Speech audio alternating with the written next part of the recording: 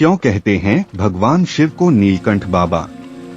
बच्चों, आपने देखा होगा शिव की मूर्ति और तस्वीर में उनके शरीर का रंग नीला होता है, लेकिन ऐसा क्यों है?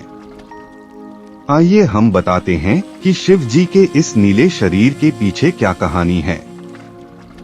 लोगों के दुख दूर करने वाले शंकर भगवान ने कई बार धरती का विनाश होने से बचाया है।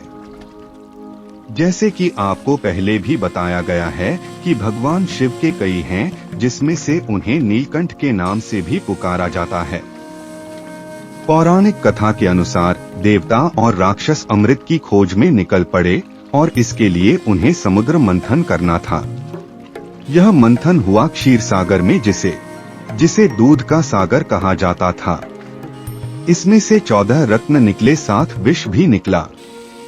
ये विष इतना खतरनाक था कि इससे समस्त संसार खत्म हो जाता।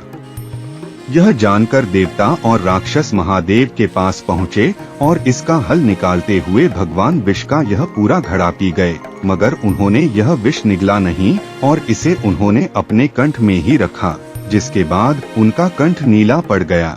यही कारण है कि लोग उन्हें नीलकंठ बाबा के नाम से पुकारते हैं।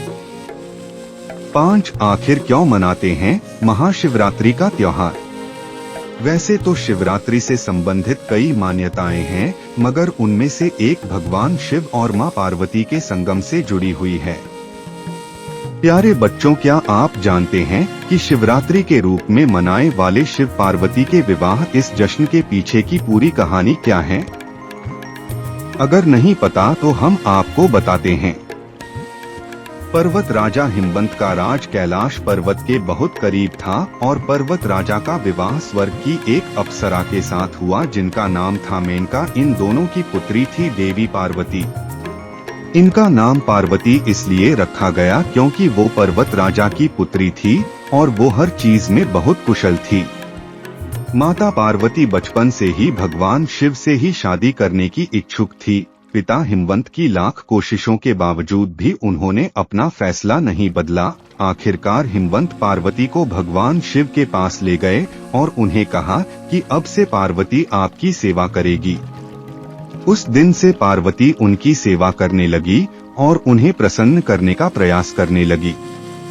भगवान ब्रह्मा इसके बारे में सब जानते थे, इसलिए उन्होंने शिव के दिल में पार्वती के लिए प्रेम जगाने की खातिर उन्होंने प्रेम के भगवान को शिव जी के पास कैलाश भेजा। वहां वो देखते हैं कि शिव जी ध्यान मग्न हैं। प्रेम के भगवान को अपना दिया हुआ कार्य भी पूरा करना था, इसलिए जिस समय पार्वती शिव जी पूजा कर रही थी, उन्होंने उन पर प्रेम का बाण चला दिया। गुस्सा में शिव जी ने अपनी तीसरी आंख खोल दी और आग से प्रेम देवता भस्म हो गए। पार्वती अब समझ चुकी थी कि शिव जी को पाने का एकमात्र तरीका भक्ति ही है। उन्होंने तय कर लिया कि कठिन तपस्या करके वो शिव जी को खुश करके रहेंगी। एक दिन उस रास्ते से एक ऋषि गुजर रहे थे। उन्होंने पार्वती से सवाल किया कि हे सुंदर कन्या, तुम इतनी घोर तपस्या किसे पाने के लिए कर रही हो? वो तुम्हारे लायक नहीं है। उस पर विश्वास मत करो कन्या और लौट जाओ। शिव के बारे में यह सब सुनकर पार्वती मां क्रोध में आ जाती हैं और कहती हैं कि उन्हें उनकी तपस्या करने दें। यह सुना ही था कि शिव जी एक ऋषि से अपने असली रूप में आ जाते हैं और पार्वती मां अपनी परीक्षा में सफल हो जाती हैं। इस प्रकार भगवान शिव माता पार्वती से विवाह करने के लिए तैयार हो जाते हैं। दोनों का विवाह बहुत धूमधाम के साथ होता है। फिर सभी देवता शिव जी से आग्रह करते हैं कि वो प्रेम के देवता को दोबारा जीवन प्रदान करें। वो ब्रह्मा जी द्वारा दिए गए कार्य को पूरा कर रहे थे। इस तरह प्रेम के देवता को जीवनदान मिल जाता है। भगवान शिव और मछुआरे। भगवान शिव अपनी पत्नी पार्वती को वेदों की व्याख्या करना शुरू करते हैं और यह कई वर्षों तक चलता है। लेकिन एक दिन पार्वती का ध्यान भंग हो जाता है। क्रोधित शिव उन्हें श्राप देते हैं कि वे धरती पर जाकर मछुआरी के रूप में जन्म लें।